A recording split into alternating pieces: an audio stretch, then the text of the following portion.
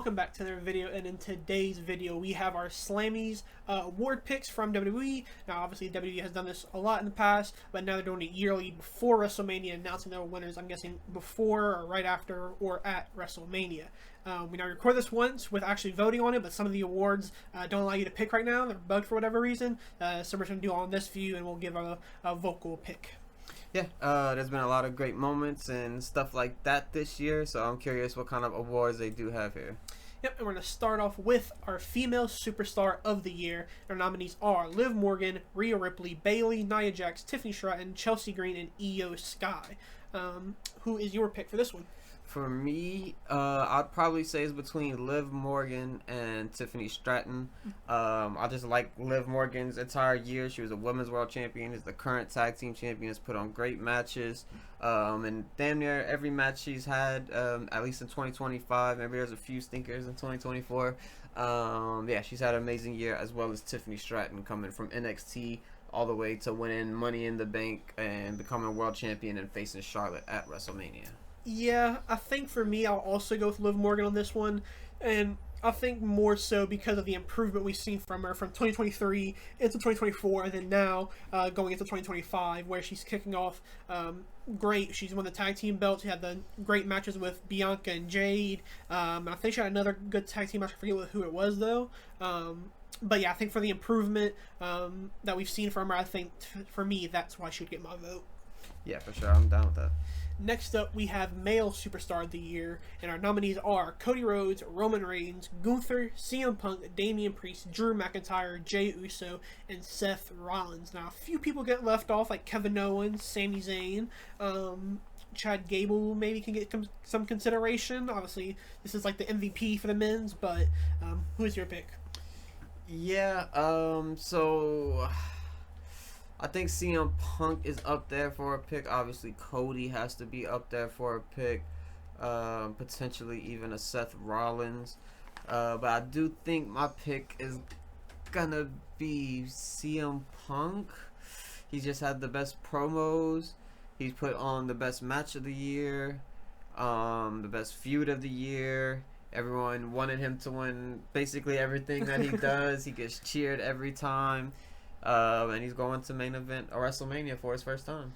Yeah, a part of me wants to go with Punk as well, but I feel like the pick you kind of have to go with in a way is Cody Rhodes, just because we've seen after winning at Mania last year, and when he's done this stuff with AJ Styles was amazing, the stuff with Kevin Owens was great, now we're getting the stuff with John Cena, which has been pretty good. The only downside to his is probably the Solo Sikoa stuff, which wasn't that great, even though the steel cage match they had wasn't too bad. But also just the fan reaction. We talk about Punk, but Cody is on a different level right now. After the Cena stuff, it feels like that genuinely helped them to get to even another level on top of everybody else, in my opinion. Yeah, for sure. I definitely can't disagree with anyone picking Cody Rhodes. Yeah.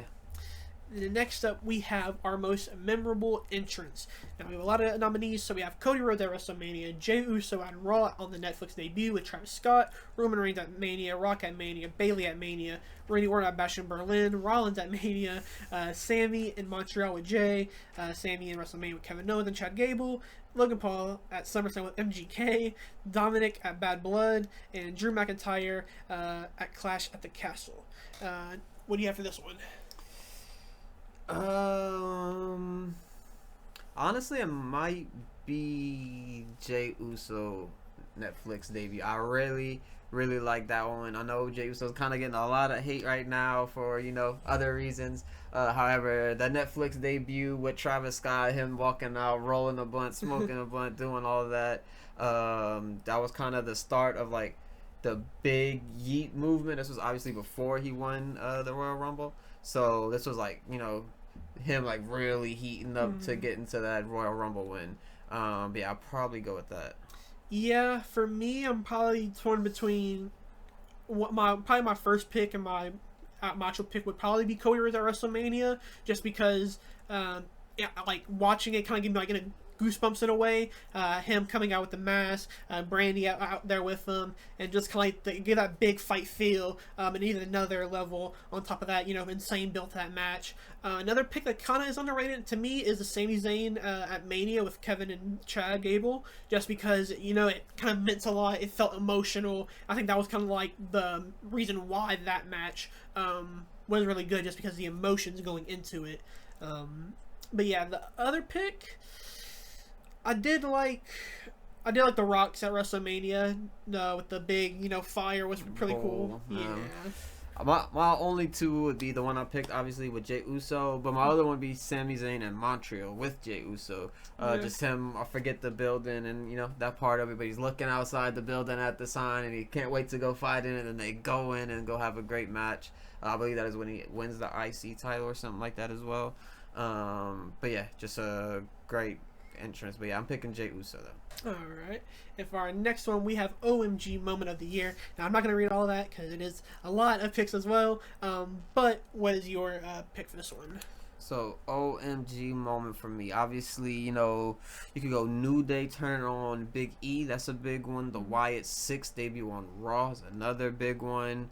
Obviously, it's kind of undefeated that you kind of have to pick this one, but John Cena turning on Cody Rhodes at Elimination Chamber is going to be my pick. It has to be for an oh my god moment for sure. Yeah, that one is probably like the one you almost have to go with, but I do agree that I did really like the New Day turn on Big E one. The shock on everybody's face is like, wow, they actually finally did it, and the way they did it as well was so perfect. But unfortunately, what has followed it hasn't been as great, and not their fault either. It's just we haven't been seeing them as much as we probably should be seeing them. So yeah, also the White 6 one was really cool. Them killing everybody and wiping out the entire WWE roster, and just the fact that they had everybody pretty much just like killing them off basically, and yeah, it was just insane. So that's probably my other pick. But yeah, next up we have Faction of the Year. Now we have OG Bloodline, Judgment Day, New Bloodline, American Made, and Damage Control. Who is your pick for this one? So for me, it's between two, and that's going to be Judgment Day and Damage Control. Obviously, Judgment Day, just the length that they've been a group, is just amazing. That's the fact that they're still together. They're adding new members. They're still potentially going to add new members. They've been women's world champions in there. There's been North American champions, men's tag titles, SmackDown and Raw, women's tag titles. There's been a lot of gold in that faction. There's been Hall of Famers like Edge in there. So yeah, probably Judgment Day. Yeah, for me, this is Judgment Day as well. I think they just been, a focal point of Monday Night Raw for the past 2 to 3 years now. And, it's never unwatchable. It's always, at least pretty good at the bare minimum. And yeah, to me, out of these options, it's probably just the most faction that feels like a faction as well. Like the Bloodlines, it obviously does feel like that, but in a way, it kind of doesn't either, So, yeah, I think Damage Control probably would get this pick, but not all the members are there, so unfortunately, that weighs in. Yeah. Next up, Tag Team of the Year, DIY, Awesome Truth, A-Town Down Under, Jade Cargill and Bianca, Motor City Machine Guns, Bloodline, War Raiders, Judgment Day, Street Profits, and Liv Morgan and Raquel Rodriguez. So for me, it's between two teams, and that's gonna be Jade Cargill and Bianca Belair, because I feel like they've probably had the most tag team matches out of all of these teams. Maybe that's not the truth, I don't know, but they're up there for sure. They held the titles for the longest, that's a fact. They had it twice, as a matter of fact. But yeah, and then there's DIY. They've been pretty consistent as well. I would probably use my pick and go with Jade Cargill and Bianca, though. Yeah, if I had to pick a women's team, that's probably who I would pick. But I think my actual pick is going to be DIY, just because I think they have been. I feel like as a tag team, it never felt like they were like a real tag team. It kind of felt like they were still gelled together, Jade and Bianca. So DIY always had that feel, and I like this turn of Johnny Gargano turning heel on Shelly and Sabin, which is really cool, and the matches they have had have been pretty great. So yeah, it's probably my pick. Next up, rivalry of the year, we have CM Punk and Drew McIntyre, Roman and Cody, Liv Morgan and Rhea Ripley, Damian and Finn, Kevin Owens and Cody, Nia Jackson, Tiffany Stratton, and Bloodline and Bloodline. Yeah, I think this one's kind of a runaway here with CM Punk and Drew McIntyre. Well, not a runaway, because obviously there's Roman and Cody here. Depends on how you look at it, I guess. The best match out of all of these feuds was Drew and CM Punk. However, the biggest moments are obviously going to come from Roman and Cody. But I'm always going to go with the best match, and that was CM Punk and Drew McIntyre. Yeah, for me, and this is an easy one as well. I think it has to be Punk and Drew. Yeah, just an overall great feud and was saving Monday Night Raw for quite a while. So, yeah. And this is only from last year to now, so you're not including the previous Mania at 39. And then next up, we have NXT Superstar of the Year. We have Obafemi, Roxanne Perez, Trick Williams, Ethan Page, Joya, and Kalani Jordan. Surprised they left Stephanie off, but still had Joya on there, but kind of get it. But who's your pick? Yeah, it's always going to be Roxanne Perez here. She's been amazing. She's just one of the best in NXT, period, not just for women, but in the men's division as well. So she deserves all her spots that she's getting on the main roster right now, and hopefully we'll see her up there full-time soon. Yeah, for me, it's also Roxanne Perez. I think she's been consistently the best out of everybody here. But I think my other pick would be Obafemi, because he's been just as great. Ethan Page can also get some nods as well. I think he's been very underrated and has played a great role in NXT. But yeah, I agree. Roxanne Perez is probably the best pick here. Next up, we have Match of the Year. We have Cody and Roman Reigns at WrestleMania, CM Punk and Drew at Hell in a Cell, Roman, Rock, Cody and Seth at Mania, Liv and Rhea at SummerSlam, Damian and Gunther at SummerSlam, Cody and AJ at Backlash, Men's War Games, Bayley, Io at Mania, Sammy, Gunther, Mania, Gunther, Randy at Bash in Berlin, Seth and Punk on the Raw Netflix debut. So Seth and Punk on the Raw Netflix debut. I don't know why that's on here. Yeah, don't know why it's on here. So yeah, we'll just forget about that one and move on. But yeah, we'll go on to the other CM Punk match, and that's CM Punk versus Drew McIntyre. Yeah, this is an easy one. It has to be Punk and Drew. My second pick would probably be Sammy and Gunther, or maybe the Bayley and Io. But yeah, it has to be Punk and Drew.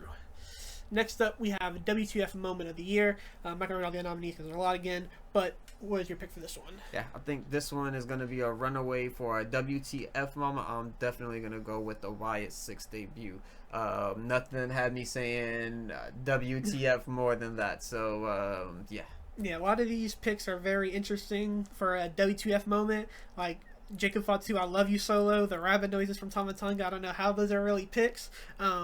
But yeah, I agree. The White Six has to take this one because that was genuinely crazy. Felt straight out of a movie. Yeah. Next up, Social Star of the Year, and the only two nominees is Chelsea Green and Drew McIntyre. Who do you have for this one? Yeah, I'm going to give it to Drew McIntyre for pretty much one moment specifically, and that's going to be his WrestleMania moment where he grabs the phone and texts mid-match, says bored at work or whatever it was. Yeah, that was a great moment. He obviously ends up losing his world title because of it and gets cashed in on by Damian Priest. But Drew McIntyre's been good all year, so I'm going to give it to Drew, but Chelsea's been great too. Yeah, Chelsea to me has been maybe more consistent in posting and stuff like that, but Drew just has the way better bangers, like you mentioned, the one at Mania, the stuff with him and Jack Perry. The picture was amazing, tore down IWC. The stuff with Punk was great as well. But yeah, I also agree it has to be Drew McIntyre. And then last but not least, we have our breakout superstar of the year. It is Braun Breaker, Lyra Valkyria, Penta, Obafemi, Julia, Tiffany Stratton, Jacob Fatu, Chelsea Green, and Stephanie Valkyrie. This is I don't know. So I really like Tiffany Stratton here. Obviously she is at the pinnacle of the women's division right now. She is your women's world champion. Obviously Stephanie Valkyrie is also, you could say, at the pinnacle because, you know, she is your women's North American champion as well as your NXT champion. So, you know, but I think I'll probably have to give it to Tiffany Stratton because, like I said, she is your women's world champion right now. She is facing Charlotte at WrestleMania, and she did win Money in the Bank. Yeah, for this one, I don't really know what they'd be, like the terms on like what a breakout could mean, because I think if you look at it as in the popularity wise, I think Tiffany and Jacob Fatu and even Chelsea are probably the three highest, maybe even Penta as well. But I think for just pure improvement in their game and kind of a real breakout in just their skill, is probably Obafemi, because in 2023 was kind of just another NXT guy. As soon as he got onto the roster in 2024, he dominated immediately, had the amazing match at Stand and Deliver, and is now a world champion, one of the best North American champions we've seen as well in a very long reign. So I think improvement-wise, I think Obafemi has showed the most improvement. Yeah, for sure. I'll go keep my pick with Tiffany. Yeah, but that would do it for our Slammy Award picks. Let us know your picks down in the comments below. But yeah, thank you guys for watching, and we'll see you guys in the next one.